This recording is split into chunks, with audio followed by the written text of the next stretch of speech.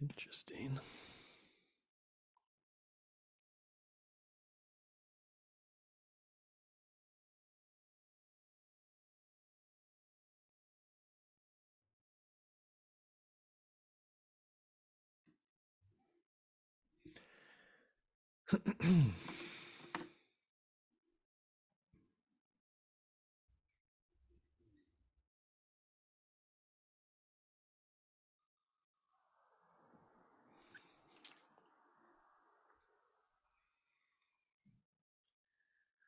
Mental projections. What's up?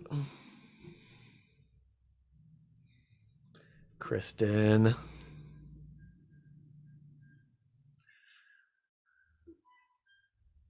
Hello, everyone. Kristen, are we going to do a session or what? You had some good questions yesterday, 2 days ago. Hey, how are you?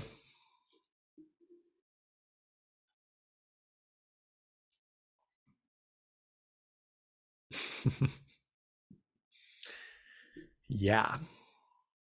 So funny, a lot of times on Instagram, I'll get people asking me a lot of questions, and it would be like, I don't know, 3 sessions worth of answers. It's a lot. But I mean, they're very, very deep and interesting questions. I love when people ask me questions because it kind of shows me where they're at and what they're interested in and like how they're thinking about things, which for a projector is like fascinating. I'm super interested in how other people think and how other people operate. Not so much interested in ourselves, usually. Here we go. The 1156. Yeah. Yeah, I could talk a little bit about a channel. I was just on a podcast the other day with 2 mental projectors. I posted about it. I think I'm going to link it again. But they both their only channel was the 1156, and they do a podcast together. It's really fascinating. We'll wait for a couple more people to jump on before I dive into that one, I think. Yeah, but we can talk about that one. Channels are really fascinating. The gates are fascinating. The centers are fascinating. It's all fascinating. Can I ask you why you want to talk about the 1156? Do you have that in your design?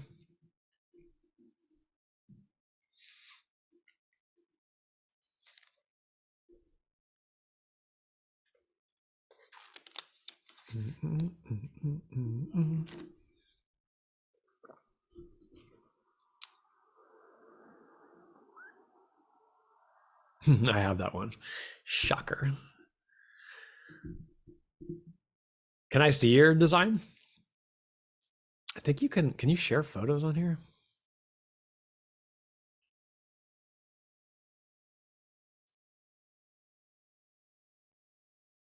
Yeah. Here's the thing with channels. Angelica says, I'm only starting to grasp what channels really mean. And it takes a while to grasp what any of this shit means, honestly. But when you look at a channel, what's kind of fascinating is to look at what centers are connected to each other.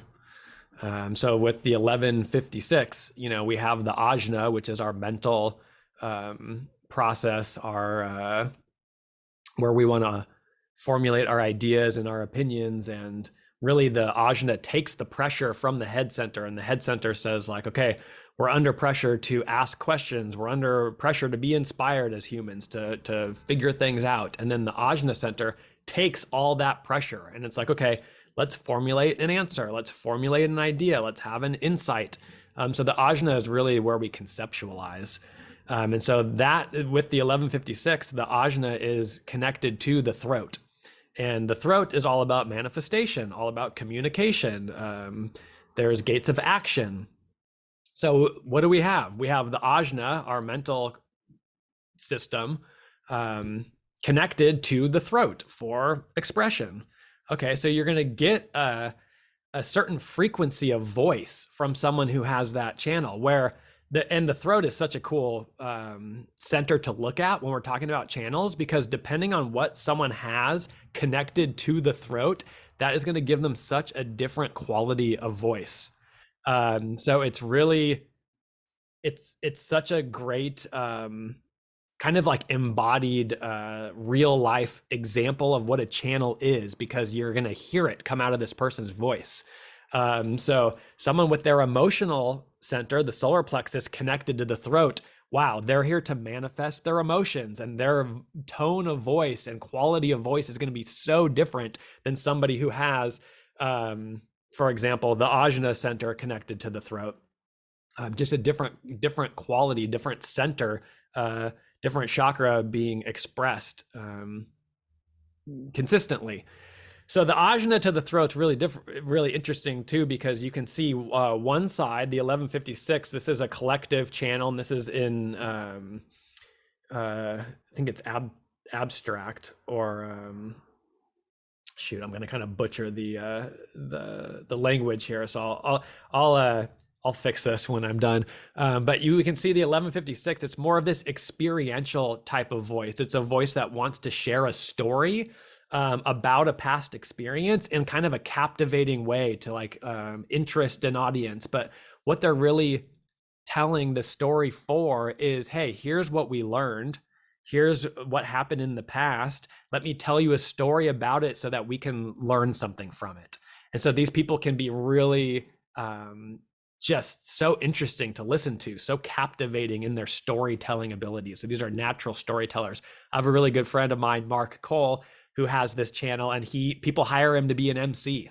He's really good at just like captivating an audience and telling tales, and just the quality of voice is so cool in this channel. So these are kind of natural storytellers. If you also look at the ajna connected to the throat, and you go to the other side in the more logical stream, these are people who are very much, the quality of voice is more focused on facts, and more focused on patterns, and more focused on like, okay, how do we set up these patterns for the future to live, a better future?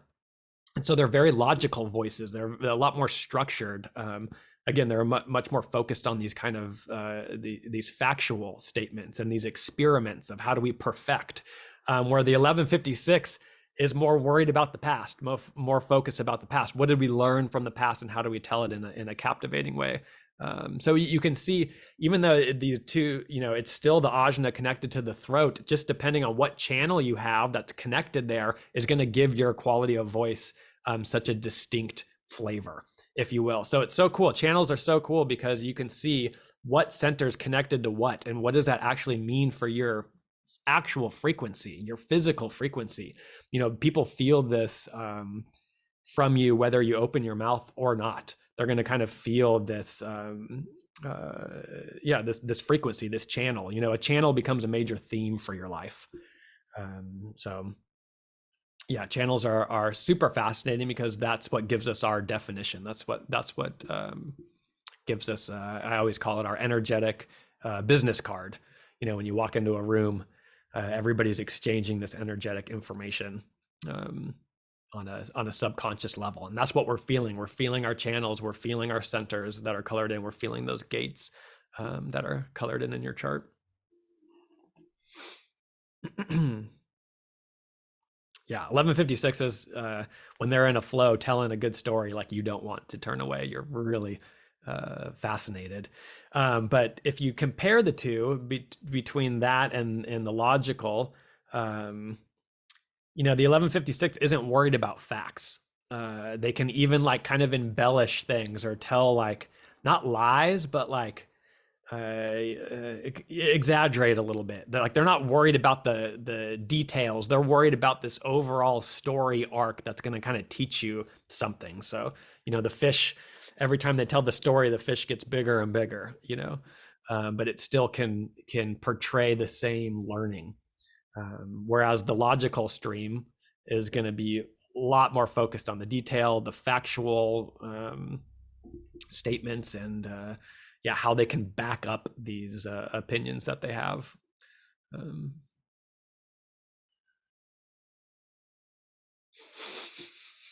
Half colored. So you have one of the gates. So you have the 11 or the 56. Angelica says mine is half colored, 1156. Is that what you mean? Or do you mean it's black and red, or you mean you just have one of those gates colored in?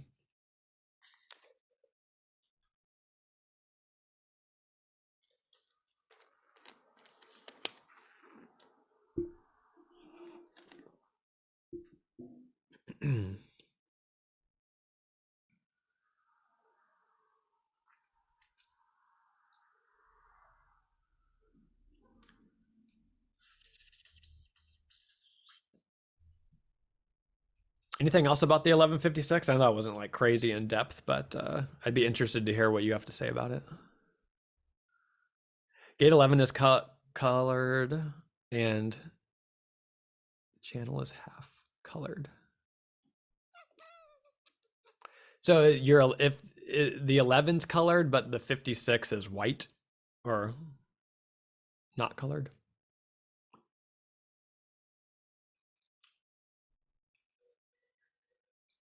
So anything in your chart that's colored in, we call that definition. We call that you have a defined gate, or if a center's colored in, you have a defined center. Yeah.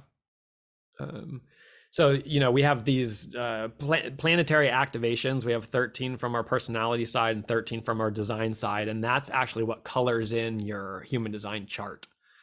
So whatever you have colored in your chart, this is imprinting that you're here to kind of carry with you this incarnation. This is kind of what people can feel from you. So you have if it's in a defined center, you have a consistent way that you express that.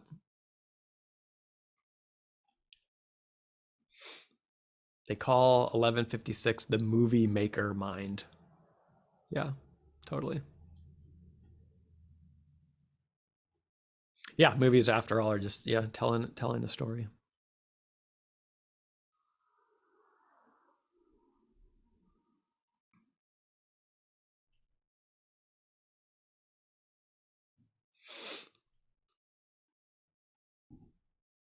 All right. Any other questions?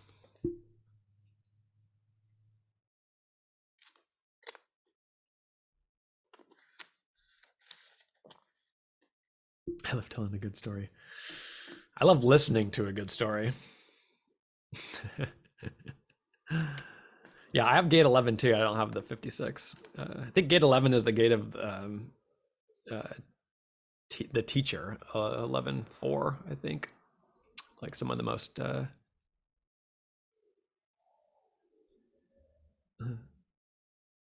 almost feel a pressure to tell a story. Yeah. So when you have one gate and you don't have the other gate on the other side, this is kind of what's conditioning us. So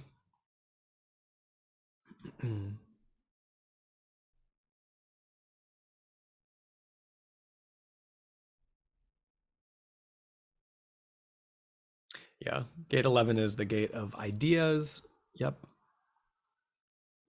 Here's the thing that blows people's minds is like each gate can express itself in over 1,080 different ways. So you'll see in your chart, it doesn't just say 11, it says 11 point something. And then there's number 1 through 6 after the decimal point. So I think I have 11.4. So someone with 11.1 is going to be different than someone with an 11.4. And so this is what we call the line. So there's a line below the gate. So you have a gate, and then you have 6 different possibilities when it comes to the line. And then below that, you have the color. So you have 6 different possibilities of color below the line.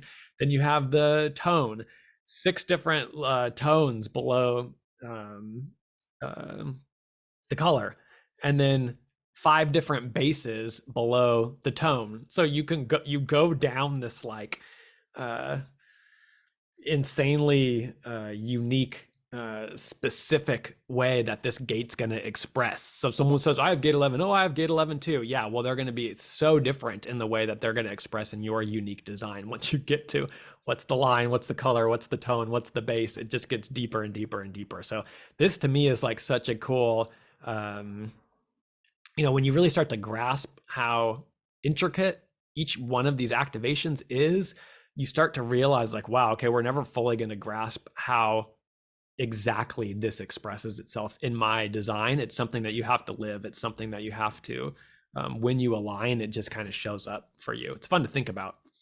But man, it gets very, very deep.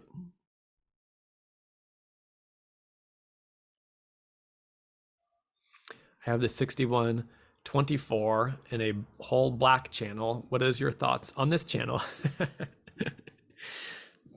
Well, Lizette, you're going to have to tell me your thoughts on this channel because the 6124 is another mental channel. So we can see that Lizette has a very defined mind, and Ajna. So when you have someone with a defined mind and Ajna, these are people who really have to make sense of things for themselves. They can hear things, they can listen to things, but they have their own mental process. So they have a consistent mental process that things have to kind of go through in order for them to believe it, or order for them to kind of grasp what this, what was really being said, or what it means for them. Where do you begin? Yeah, the 6124 is an interesting one. When you look at the head center, there's, this is the center where we're under pressure as humans to ask questions. There's 3 questions we can ask as humans, or at least what they're related to. So you have questions, the gate of doubt about the future. So these are people who are, and this is my personality sun. We're just naturally skeptical, but we're focused more on the future and doubting the future. Then there's questions about the past. What happened in the past? How do I make sense of that? This is the gate of confusion. So we're doubting and we're confused. And then you have the 61 in the middle, and the 61 is like, I want to know the unknowable. I want to know the mysteries of life. Like I want to know things associated with the moment. So these are really the 3, questions that we can ask as humans: future, past, in the moment. And so you can see, depending on what people have, what channels they have, what they're going to be more focused on. The 6124 is yep.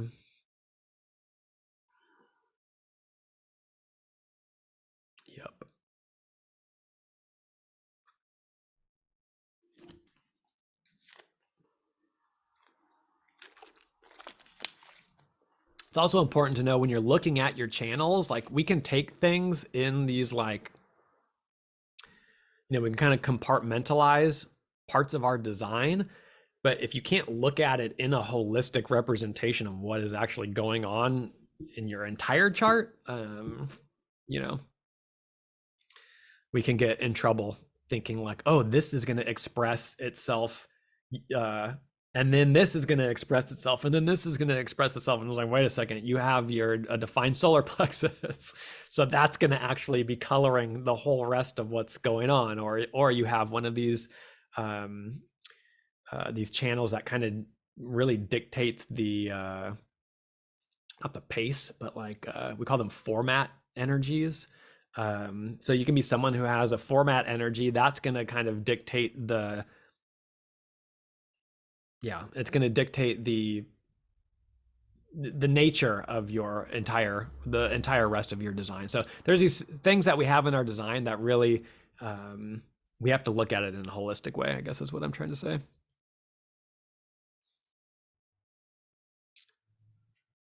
Ironic says, what's your environment? My environment is dry kitchens. And that's all I have to say about that. I'm a splenic projector, 1-3. Me too. With the 2838 channel, how much does it affect me? How much does the channel affect me? So again, look at the centers. You have a defined root and a defined spleen. So the having a defined root, you're someone who's always constantly, consistently under pressure. So the root is the other pressure center, just like we were talking about the head. The head is the pressure to ask questions and to know. The root is the pressure really to like be physical, move the body, survive.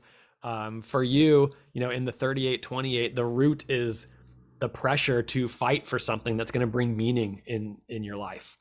So this is also called the channel of struggle, but for you, it's like, when you're up against the odds, that can be a very empowering situation for you. When you have found something that is worth struggling for, this is going to bring like deep meaning into your life and be very empowering. So yeah, of course it affects you deeply. Channels again are a consistent theme for our lives, and so you, with that defined root, whoever you get around with that channel, you can put other people under pressure who have an open root, or you can, when you're around, people may think like, what's worth struggling for in my life? So these channels again are our energetic business card. Like this is what we bring through our aura, whether we like it or not. With my defined ego, it's a great example, because I have this channel, the 2551, which is the channel of initiation, and this can be this need to be first. It's a naturally very competitive channel, so I inspire competition in other people when I'm around, because they're amplifying that energy that I'm bringing to the relationship. And so they may not have a defined ego, they may not have that channel, but when I'm around, I'm kind of not pressuring them in a way, because it's not a pressure center, but I'm kind of like bringing that competitive spirit to the relationship, bringing that competitiveness. So I've heard people with this, the struggle channel, like you can naturally put people under pressure to figure out what means something to me in my life, and how can I fight for it? And so you can kind of, through example, be you're someone who brings that aspect of what it is to be a human into the world.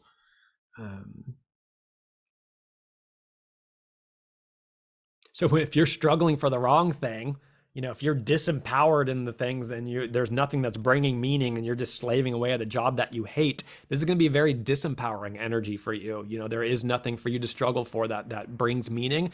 Other people are going to feel that aspect of it. So it's really on us to align, to find the things that bring us meaning, to find the things that really light us up, so that as we bring our frequency to the world, other people get uplifted by it. Other people get inspired and empowered, and, appreciate the sharing and the support that comes out of our definition, out of our channels. But it has to start with us first. And you can just flip it on its head. If you're not empowered, if you're not inspired, if you're not living a life that's aligned, you're going to bring this kind of like shadow side of all of these channels that we have. So that's why I love human design so much, because it shows us there is no good, there is no bad. It's just this or that. It's one or the other. And you get to decide or not, how you show up in the world. And we can't not live our design. So regardless of how you show up, it's going to be influencing other people in one way or another. You're welcome, Angelica. Thanks for the questions.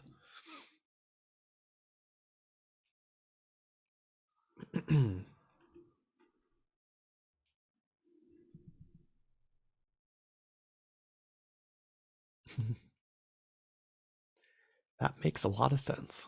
Thank you.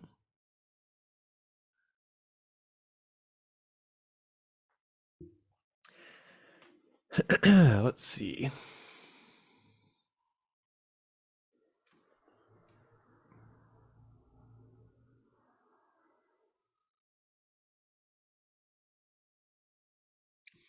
Lizette says, how do you feel when you're around the different auras?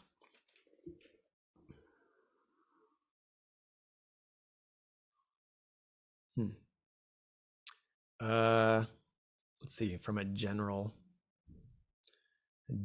point of view. When I'm with other projectors, I feel very seen and very penetrated and very much similar. I feel like two projectors together can go very deep and it's not a big deal. We can penetrate each other and it's not a big deal. It's just normal to us. So projector and projector, I feel very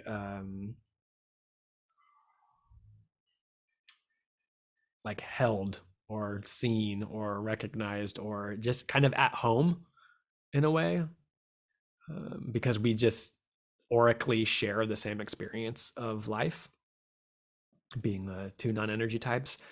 When I'm with generators, I feel very and so this is general, but remember it really has to do with, are these people aligned or not? You know, are they living a life that they love? So if I'm around a lit up generator, an empowered generator, someone who's very aligned, I feel high. I feel very much like, ooh, give me some of that sacral energy. You know, it feels really good. And I feel energized and lit up and excited and yeah, just alive when I'm around a lit up generator, because they really just like take us in, you know, and we can kind of get in there and they're like accepting with that generator aura.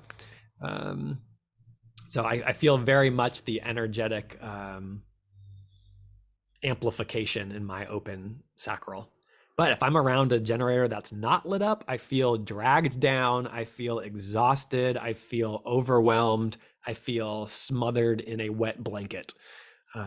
So generators, man, it has to start with themselves, because they can really affect the people around them with this open, enveloping aura that they have. And they can't help it. It's not a personal type of aura. They just do it to everybody. So you can get very, very stuck, very frustrated, very overwhelmed with generators, or so uplifted, so energized, so in love with life. But it's very much a enveloping feeling, an overwhelming, enveloping feeling. Manifestors, I feel probably the most chill with. Like, they're not inviting me and enveloping me with their aura. There's a closedness there, and it's up to me to penetrate or not, to see them or not. And they can handle it, you know. It's not like, you know, sometimes projectors can penetrate generators that aren't inviting us, and we get in there and it can be very overwhelming. But I feel with like manifestors, there's less of that, because they have such this protective aura. But also when I'm with manifestors, sometimes it feels like I'm like hitting up against a brick wall, and I'm like wanting to get in deeper, but I can't, and they're not letting me get in there. Whereas generators, they don't really have a choice. Like, I'm getting in one way or another. Manifestors, it's like sometimes you can bounce off of them and not quite get in. But when they do open up, then it's just super chill, because there's just this kind of like, you know, they're allowing it. So I don't think they're very scared of a projector aura, because we can just kind of bounce off. But it's also like, when they do let you in, it kind of feels special. Like, ooh, this manifestor is letting me in, and they're fascinating and very deep people. But it's like, you got to get through these layers of that protective aura to get in there. So to me, being in with a manifestor, it's almost like a challenge. It's almost like a, hey, like, let me in just a little bit deeper. Like, let me go a little bit deeper with you. And so it's kind of like a fun challenge with them, but it can be very, very chill. And we're so good at, you know, as projectors, we're so good at reading the situation and kind of knowing energetically what's going on. And I feel like most manifestors, I can get a sense of that, although they are very hard to read. They're definitely the hardest type to read. So I love my manifestors.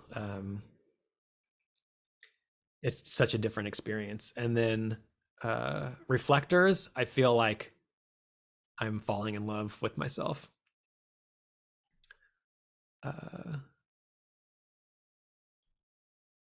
I have a lot of fun with reflectors, and yeah, they're just fascinating what they bring to the table. Um, but it's almost like I'm wrapped up in a fairy tale when I'm with reflectors, and you're not 100% sure, like, is it real? Is this real or is it not real? But it feels really good. Um, yeah, I'd like to experiment with that more, because the few times I have been in aura personally with them, it's been fucking amazing. It's been really cool.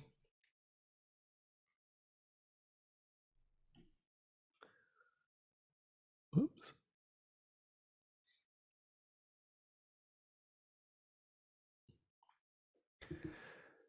Angelica says, my friend has some cross of pressure. Not sure what it means, but sometimes I want to punch her in the face. I feel she is smothering me. Yeah. Well, welcome to life. I take it you're talking about her generator aura. Ironic says, I am a manifester. I can see that. Yes. Yeah.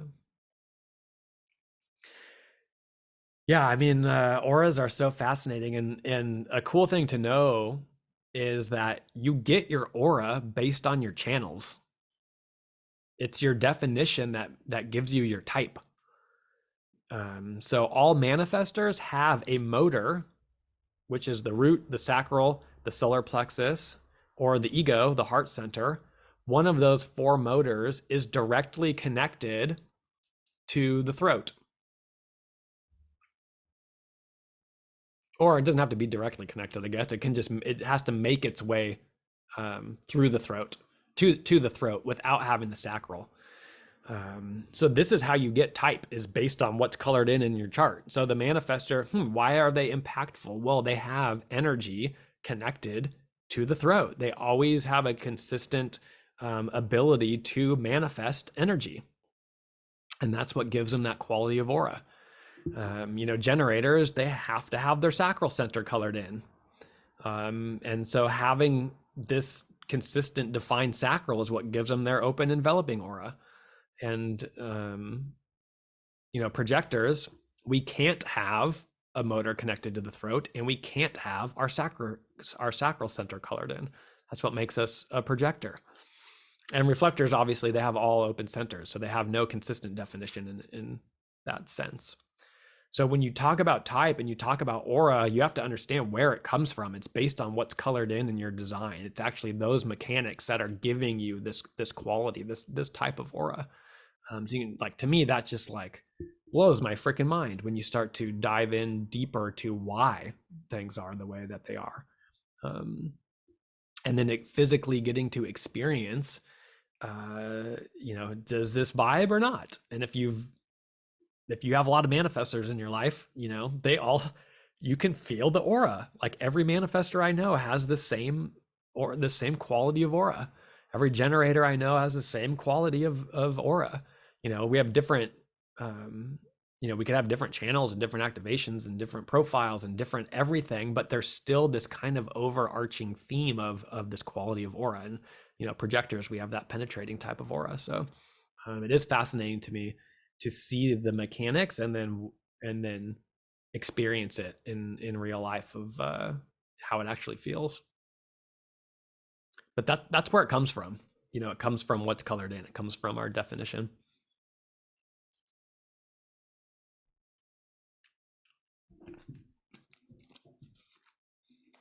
You're welcome, Lizette. Thanks for asking questions. I feel like it's me and you having a session today, and Angelica.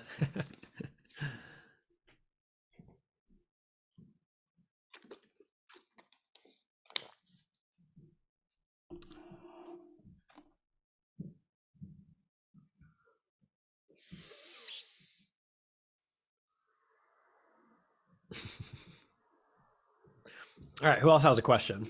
We're doing Q&A.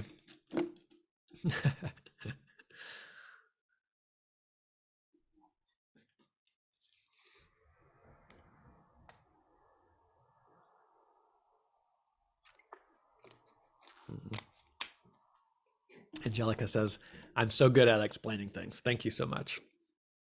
It's really a pleasure. It really comes from your questions. So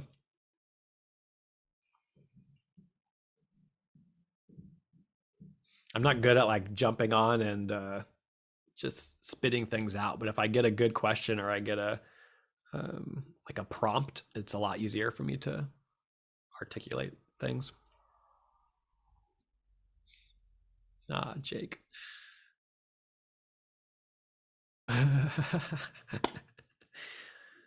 All right. So the Jake Kelly, she's a former client of mine who's just such an awesome generator. She just started a humane chicken hatchery. You can go follow her on Instagram.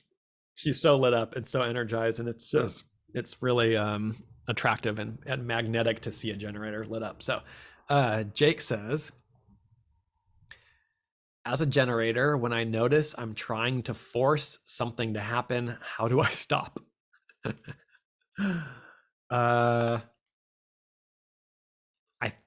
Okay, I'll just give you what I do when I notice I'm trying to force something, because I do it all the time still as well. For me, it kind of takes me like burning out a little bit. Like I kind of have to do it until I realize I'm doing it, and then even when I realize I'm doing it, I still kind of do it, and I just get to a point where I'm like, okay, I'm sick of this. I can't do this anymore. I kind of just like, okay, I've burnt out long enough. I've used enough of my energy in an unaligned way. Like, I guess I'm done, and then I can kind of quit. But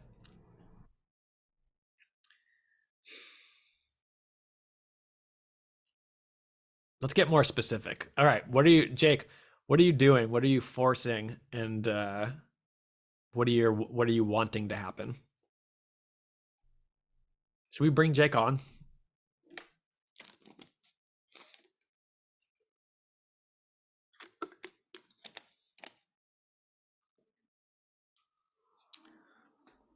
All right, as Jake's going to give us more context around her situation, let's see.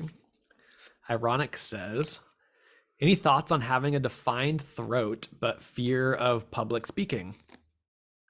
Yeah, this is a great question. Jake, let's come on. Okay, I'll bring you on.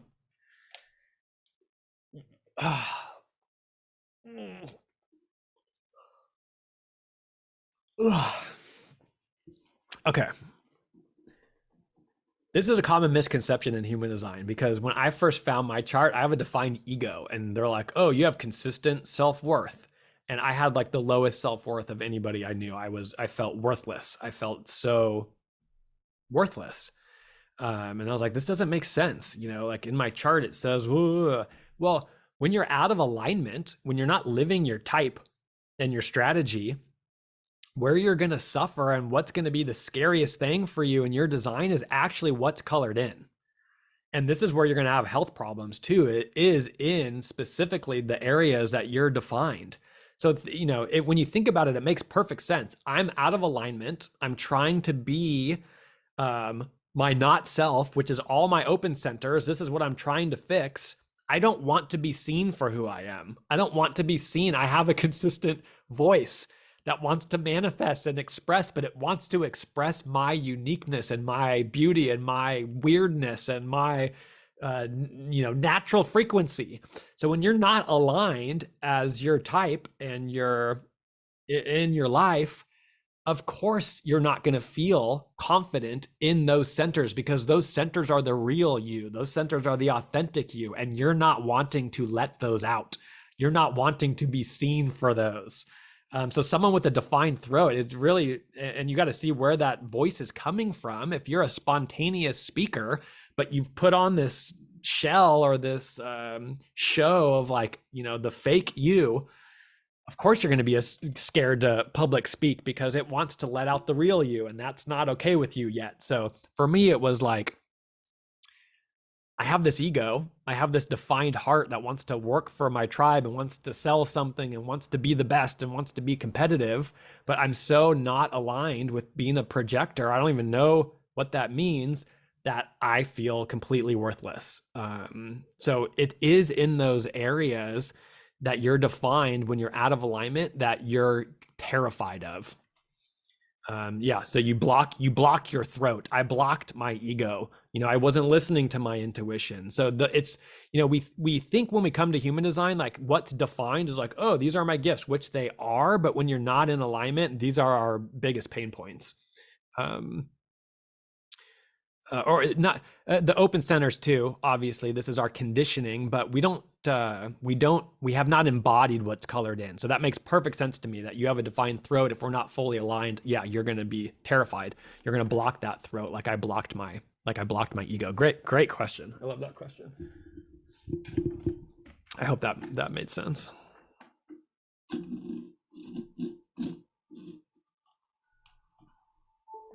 Human design is such a process.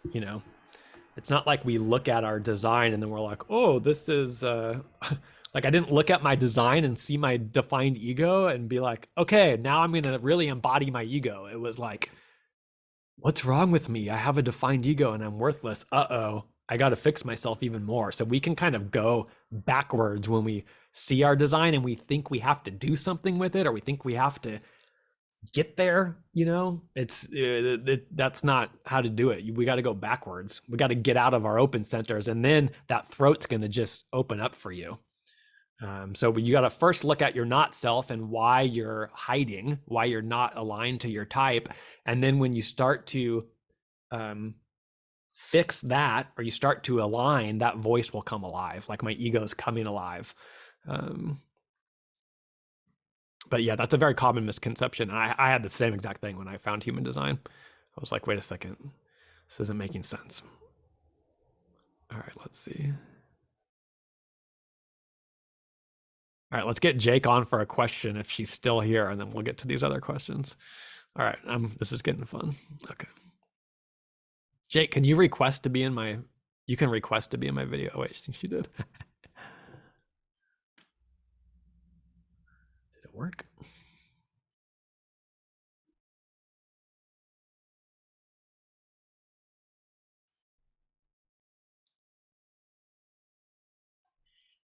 Yay!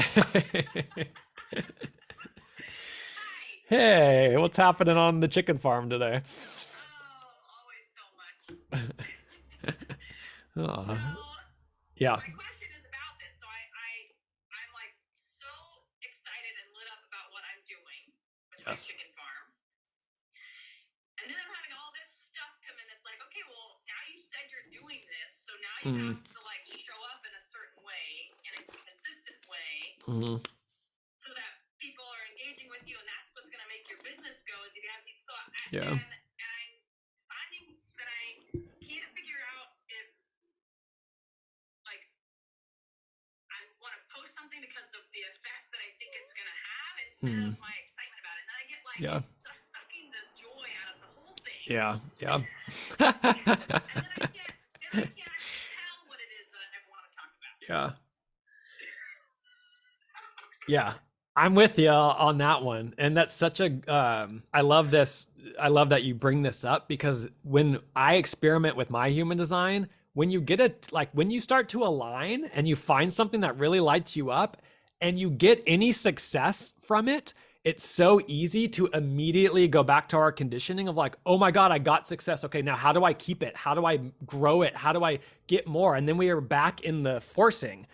And you have to realize, like, wait a second, the way I got this success was not doing any of that. It was actually the opposite.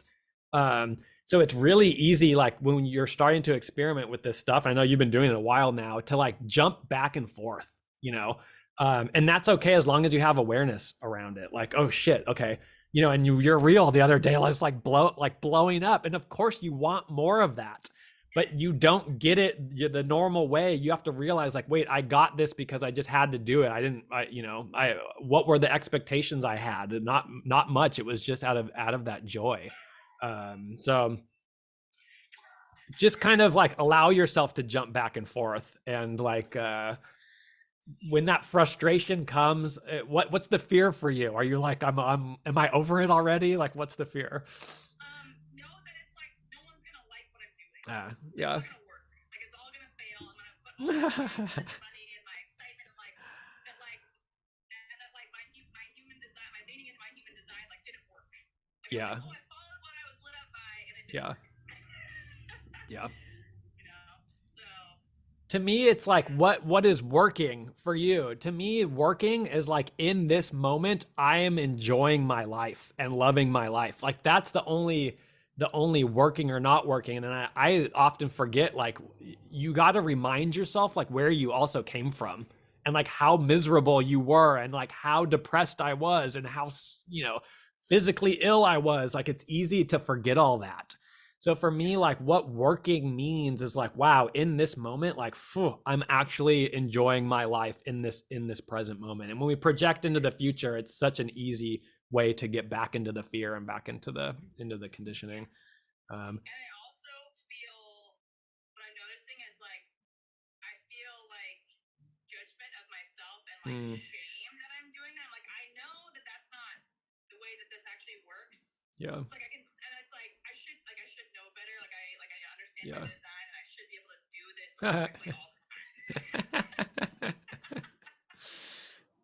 time. I heard the best quote the other day, and it was like, you can't not live your design. You're either like aligned or you're in the not self, but either one of those is still you. It's still an expression of you. So like you can't not live it. So the mind will kind of like play the devil's advocate on whatever side you're on and tell you should this, should that, whatever. But it's fucking terrifying, because there is like so much doubt still comes up. It's like, wait, is this real? But for me, it's like there is no other option. I will never go back to the way I was living before. Like that was like I didn't want to be here anymore. So there is no other option for me. So that's why I'm so invested to keep doing the experiment, but it's not a stable thing. And in this transit we're in, and in, the way the world is right now, everything's just a roller coaster too. So it's like, how do we remind ourselves like, okay, I'm going to have like lows and I'm going to have highs right now. And like, that's okay too. But yeah, it's scary. So are you just wanting like more success like now, or like what's the forcing for you? I just want like everyone to follow me and excited about what I'm doing and be like, we're here and we're ready whenever you're ready. Basically, it's like, and I don't even. My husband was like, you don't even have anything. You don't even have anything yet. Like you don't have anything to offer yet. Anyway, like you have people that have said we're ready when you're like we're here and want to like. It's like you have but that's like not enough. Yeah. The other vision that you can start to lean into is, if I blew up right now and got exactly what I'm thinking I'm wanting, it would probably tank me. I would drown in the demand and not be able to deliver, and probably like that could kill us too. So I'm such an advocate in like, and projectors are really here to slow everybody down, like slow down, like, whoa, enjoy this like building process, because there's no doubt in my mind you'll get to a point where you're gonna be like, it's too much, like there's too much success, and it's like it's happening too fast. And so many businesses fail because they grow too fast and they jump the gun and they try to do too much. A local business that was like extremely successful, they opened up two different locations recently, and they just posted that they're closing all their doors, they're going out of business, and they looked extremely successful. So I think a lot of it is like, enjoy the building of it, enjoy the space that you have now, because who knows what's coming. But easier said than done. I want the same thing. That's super helpful, and it's also just a reminder, like, even though you didn't say this, I'm getting this reminder right now. It's like I can like not be on social media. I don't want to for a while. Like I don't. It's like I have this idea that like the only way that I can be successful is if I'm successful on social media, and that's just not true either. So we have all these rules that someone made up for us, and then we just go and do it, because like, even for my podcast, it's coming up a lot, is like, I have to make audiograms, I have to promote on this, all my detailed episode descriptions need to be like a paragraph long of what we talked about, and I got to link everything. And I'm like, wait a second, I don't want to do any of that. I just like having the conversation. Okay, so I'm not doing any of that, but there's still that like, you should, this is how you're supposed to do it. And it's bullshit. It's such bullshit. And when when you try is when we kind of fail. When you want your reel to get 1 million likes, like then it flops and you're like, shit, no one likes this one.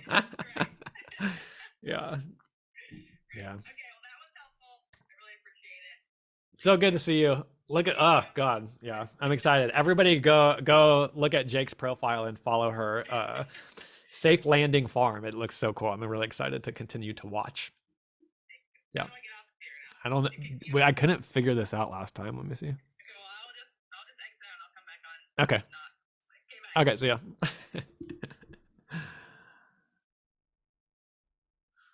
Aw.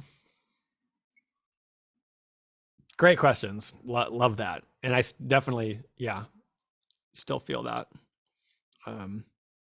Join my 30-day Instagram posting challenge. Yeah, no, thank you.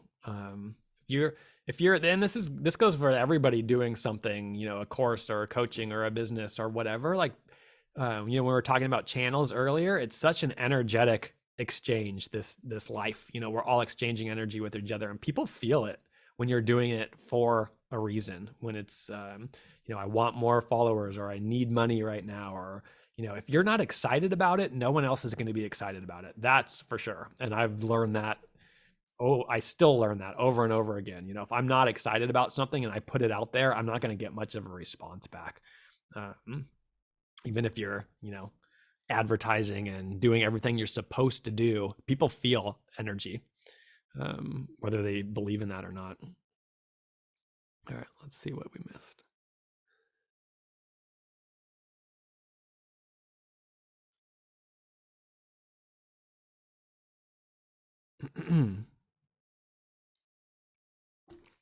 All right, let's go back to the top here.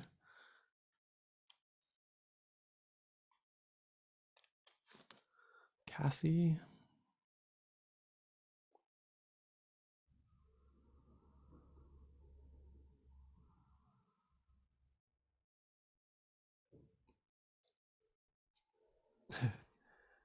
Okay, Miad says, how do you deal with when you realize that you have penetrated someone's aura too much? How do you deal with it? Apologize. I don't know. That's tough because, remember the projector theme also is not knowing when enough is enough with our open sacral. So sometimes, like when we penetrate, we also don't know when enough is enough, and like we're really going hard. And then after it's all over, we're like, oh shit, that was like way too much. So it's just great to have awareness around it. Just you asking that question means that you're aware that you actually do that. So that's, it's all in the awareness of it. And then you can make a different decision next time. What's really coming up for me recently in group situations and social interactions is like, I'm really starting to not talk a lot. And, as a projector, I see a lot and I have advice to give constantly. And these are close friends of mine too. But I'm really beginning to read the situation and what's required and being asked of me. And a lot of the time it's not advice. It's don't speak, don't give your opinion. We don't always have to be guiding. We don't always have to be, giving advice. So I think as projectors, because that's kind of our superpower, we just want to do it all the time, and it can get really exhausting for both parties involved. So yeah, for me lately, it's like I'm really starting to just watch myself in social interactions, just chill the fuck out and shut the fuck up, and it's feeling really good. And I'm watching the conversation naturally go in a direction it needs to go, and I'm not feeling obligated to guide. If something's very loud and there's and I'm reading an in and it needs to be said, I don't mind saying it, but I'm getting a lot more discerning on when I talk and when I don't. I'm starting to listen a lot more. All right. DFGEB, not going to try to say that, says, how to not allow other auras in. As a mental projector, head, ajna, and throat defined, how do I not allow other auras in? Good luck. That's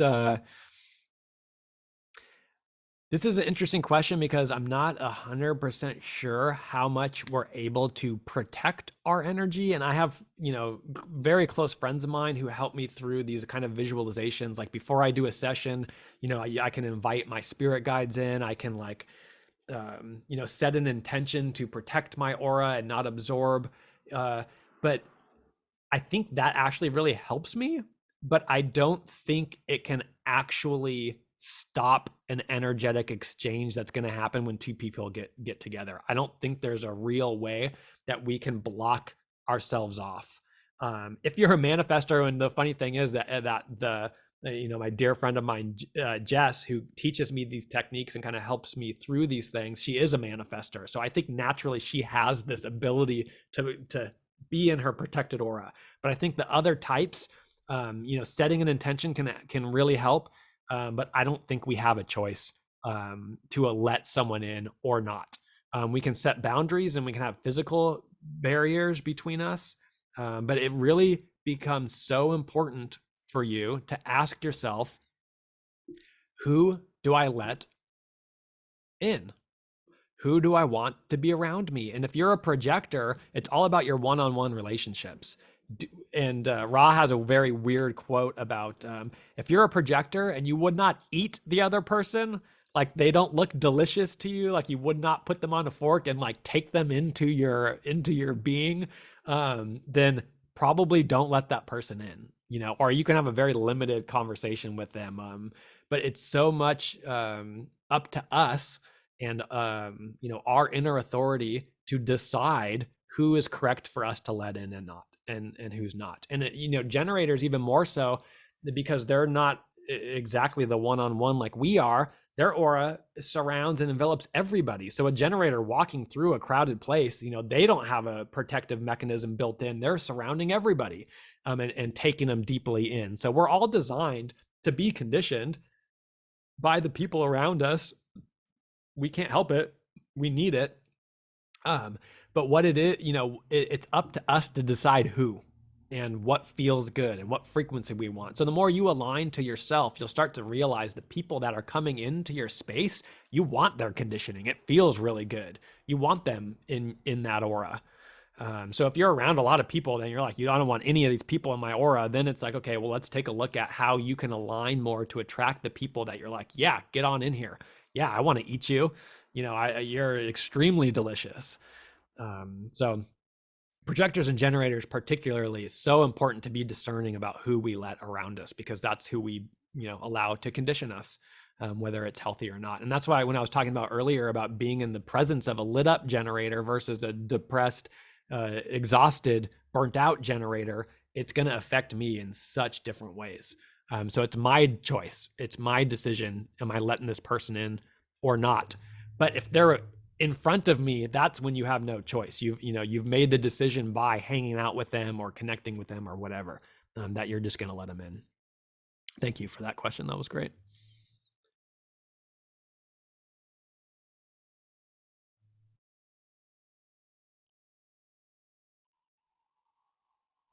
I'm 49 now and only realizing what happened. Long process. Yeah. Don't get fixated on age, people. This is a really fascinating thing in human design. Is when we talk about cycles, I don't think this is just human design. I think this is an astrological thing. But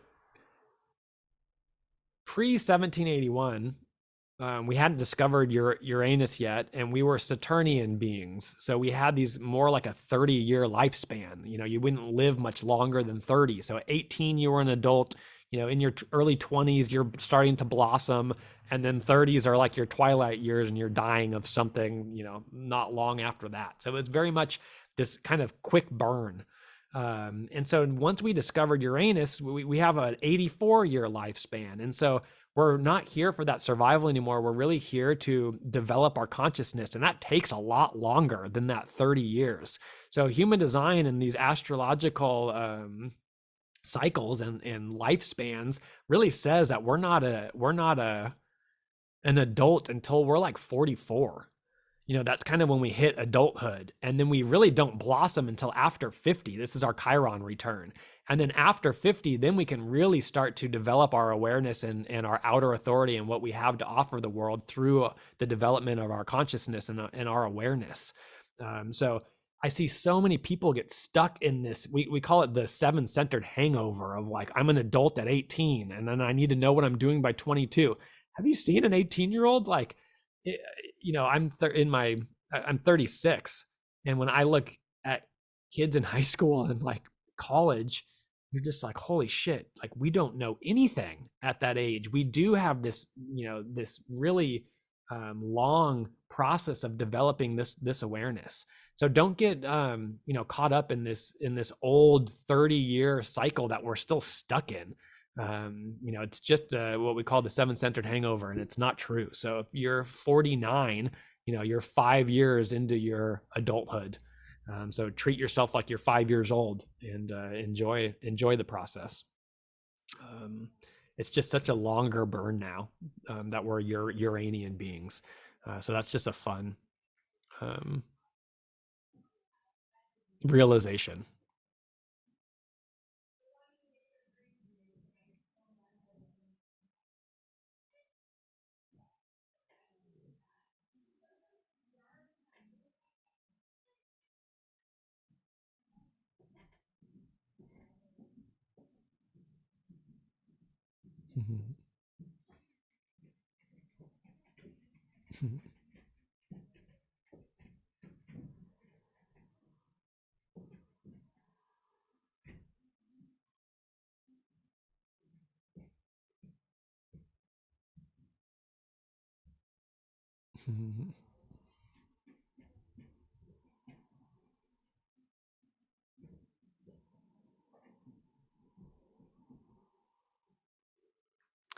All right. Ironic says, the throat is not a motor center, right?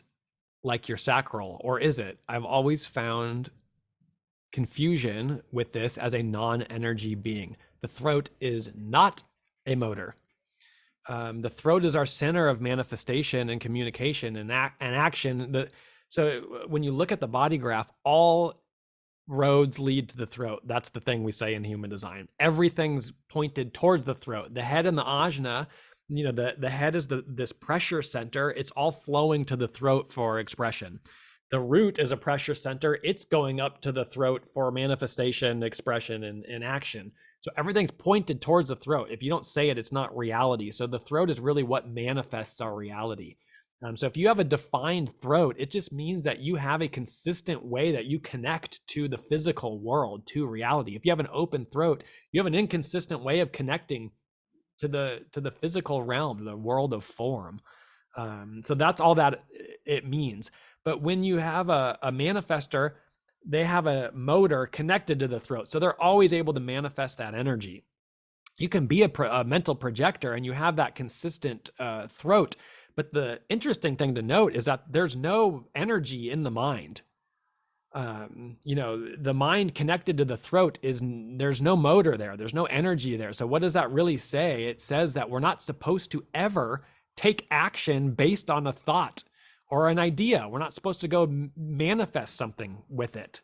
The motors live down in the body. And so that's, where the energy is to be able to manifest these things. So it's so fascinating to kind of like see like how we've been conditioned to, we have to manifest what we think of. There's no energy there for it. And that's why people don't get fulfilled or fail miserably or, go after the wrong things. It's because the mind was not ever meant to be a motor. The mind was never meant to be a source of authority when it comes to what we're going to manifest in this life. That all comes from the body.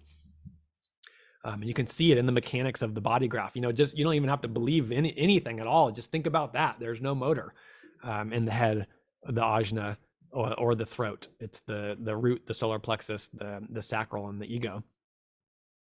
So that's kind of a really cool thing to look at.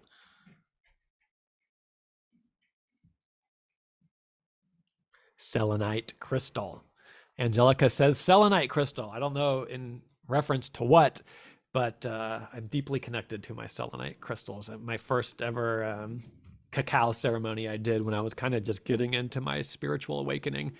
We were pulling cards out of this deck, and I pulled selenite. Funny story. All right. DFGEB says, I was at a community drum circle and they say to close your eyes and go inwards, but I couldn't, just feeling all the others and my brain going 90 miles an hour. Yeah, if you have a very open design and you get into a group, especially if you're a projector, we're not meant to be in a group. You know, we can be the leader of a group, we can guide a group, but when we get into a group scenario as a projector, we're just lost. You know, generators are really able to connect and feel and you know, take in everyone all at once. So projectors in a group setting, like I've experienced that in ceremonies where you're just like, fuck, there's too much going on right now. My aura can't take everybody in. It's just like it's extremely overwhelming. You know, you can learn to kind of center into yourself, but I have found like if the ceremony or the circle or the whatever is too big, like get me out of there. I'm much more comfortable doing a one-on-one or doing something on my own. But it's good to feel that. It's definitely good to feel that and have awareness around that. And you know, also our aura as projectors isn't meant to go inwards. It's meant to go into other people. So that's another interesting thing to think about when we're in a circle or we're doing a group guided meditation or something. Like, yeah, I can get into it, but I find this like all I want to do is like look at other people. You know, all I want to do is who are you? Who are you? That's our question as a projector, is who are you? And the generator's question is, who am I? So of course they're going to have an easier time in a group setting going inwards and being one with everybody than a poor projector is, wondering, why am I feeling overwhelmed by all of this shit? Ironic, will be 36 next week. Happy early birthday to you. Happy solar return. Hope you celebrate. All right. Where are we at? What time is it? Okay, I got a little gas left in the tank. Let's keep going here. Laura says, hey, can you talk a bit about inner vision? It's my strongest sense. It is mostly about imagination and visualization, ? I think so. I don't know. I always tell people I don't know much about the deeper layers of human design enough to feel confident in telling you about your cognition. So I'll just talk about myself because this is all I know. I'm touch cognition. And I've been experimenting with touch cognition, and really what I've been doing is like making sure that I'm touching people more, you know, not in a weird creepy way, but just like hugs and touches on the shoulder, and just physical contact is so important to me, and I'm starting to realize how important it is. And then when I'm eating food with my touch cognition, I'm starting to eat everything with my hands. Even like a salad, I'll like feel the lettuce in my hands before I eat it. So it's like, and experientially it feels really good. It feels a lot different if I eat a steak, you know, with my fingers than when I'm using a fork and knife. So for me, I've been experimenting with just like touching a lot more and how important that could be for me with my touch cognition. So if you don't know what cognition is, it's kind of like your, I guess it's your the sense that you're most connected to, that could be most important to you. So maybe like a super sense in a way. But I don't know enough about it to really talk a lot about inner vision, but that sounds right. That sounds right to me. What you can picture in maybe like your mind's eye or your internal world is very important for you. So maybe like, yeah, visualizations can be super important. Maybe with meditation and kind of creating this this inner world to reflect your outer world. I'm just making this shit up now. I honestly don't know. But that's, I think, would love to hear what you have to say about it. Okay. All right. I am Ola Luna. Hello. Says, as a manifester, all I want to do is leave. Yes, I think you're referencing to when we were just talking about that guided meditation circle for sure. Yeah, get out of there. If you want to leave, fucking leave. That's classic. Okay. Angelica says, that's what happened to me during an ayahuasca ceremony. I felt everyone around me and what they were doing and could not focus on me. She's a projector. Yeah, really difficult. In my ayahuasca ceremony, I had the same exact thing, and it was not the correct one for me to go to, but I went to anyways. And it was huge. There was like 25 people there, I think, or something like that. And I spent most of the time just looking around and watching how the ceremony was functioning and looking at the different weird interactions between people. It was very much like I was getting a lot, but it was so much more of me and my aura focusing outward on other people and the situation and watching how it all worked. And that was an extremely fascinating experience. And I got, like I said, I got so much out of it, but it wasn't this let me go internally. It was like, let me watch what's happening here. And so I think, projectors, we can get super lost in this generator spirituality and be very confused. I have a reel I did about that. That was, I think, my most popular reel so far. And I think it's because, like, wow, spirituality has also been put into this box of one size fits all. And the one size fits all is generators because they're the majority and they create the patterns of life and what's normal. So I think projectors, we get super, super lost in thinking like, oh, I got to do this kind of generator spirituality, which Ra always made a joke that the sign above, Delphi was know thyself. And then underneath that, it said generators only, like projectors not allowed. Thanks for sharing that, Angelica. My B-day today. Happy birthday. How do I do emojis on here? Happy birthday. Hope you're having a wonderful day. Let me know if you want to ask a question.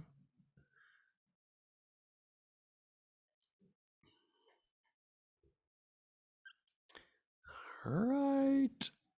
Okay, I feel my throat getting a little bit scratchy, so let's just do a couple more. We'll be good.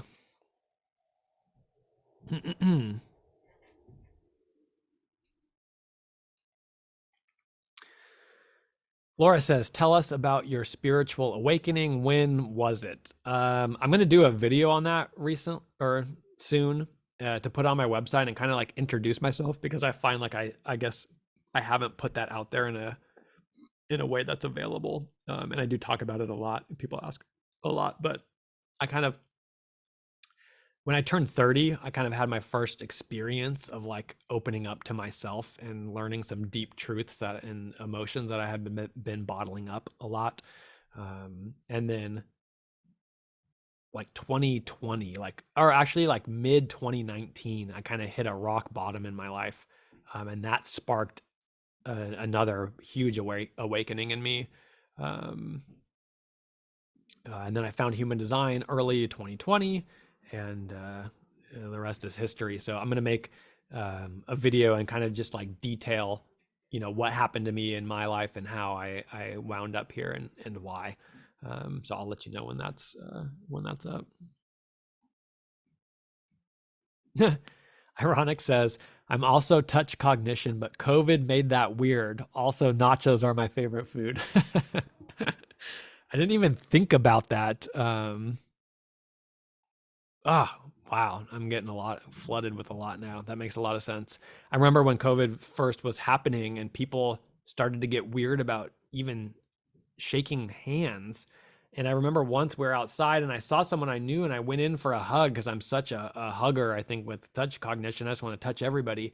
And they like freaked out and like backed up, and it hit me so hard of like, whoa, what the hell is happening here? This is not okay. Like, this is not normal. Like, we still need to touch each other. Um, Interesting. That's a great point. Ironic.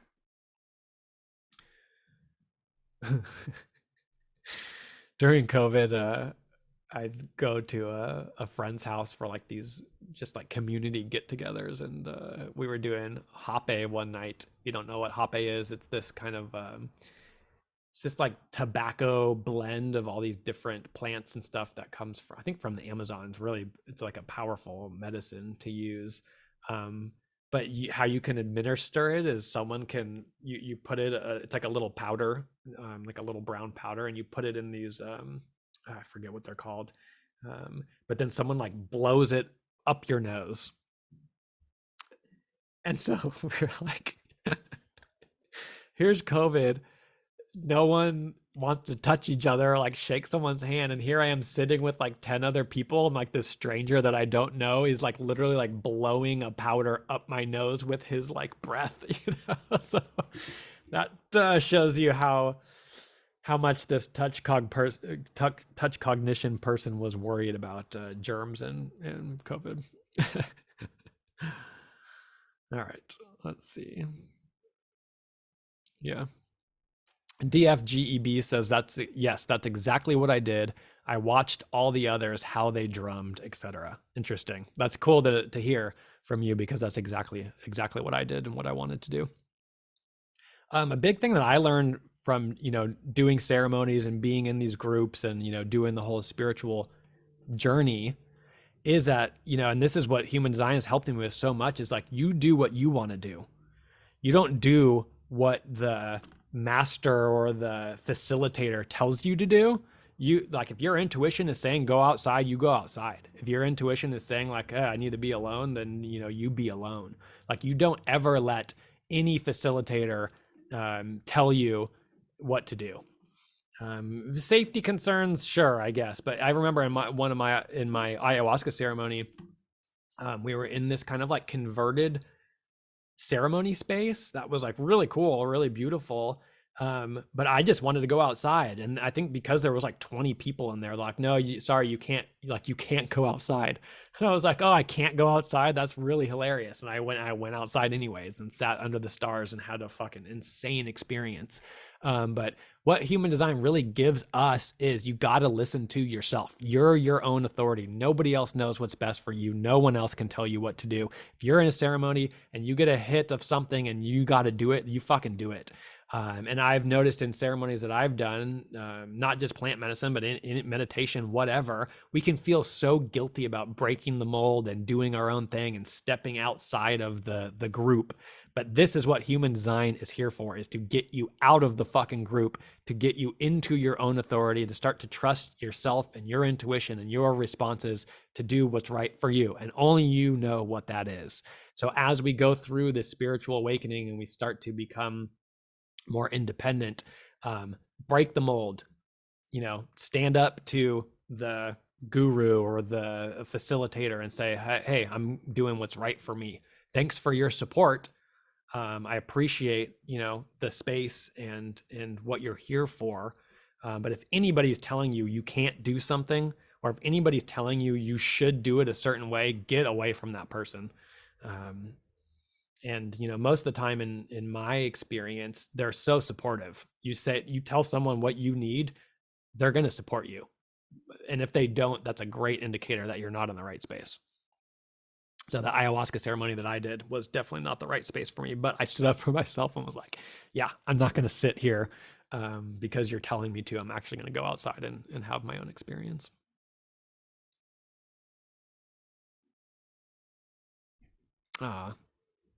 Thank you, Angelica.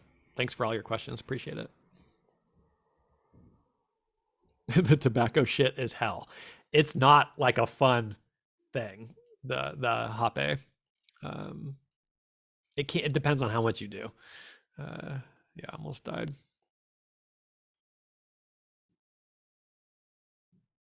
Hmm.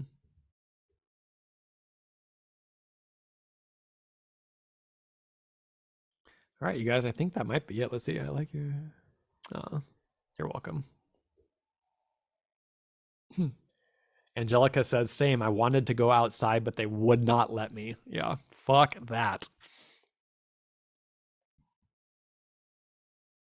Break the mold. All right. I think that's going to do it for me. As always, I have a link in my link tree. If you learned something, if you had fun, if you resonated, to send me some love. So you can find that in my link tree. I'm also having an 8-week course coming up starting June 13th that I'm super excited about. I'll be sharing a lot more about that. We have plenty of time to sign up. I'm taking 10 people, and we're just going to do a deep dive into all this cool shit. So if you'd like, go send me some love through my link tree. I'll post this on my podcast, and also will be available. I think I'm going to keep it on my Instagram too. I'm not 100% sure. But thank you everyone for your questions, for hanging out with me and being here.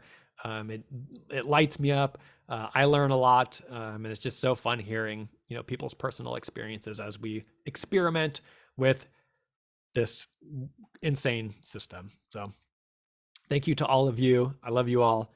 I'll see you very soon. And again, just appreciate you being here with me. And yeah, have a wonderful day, wonderful evening, wherever you are. And I will see you soon.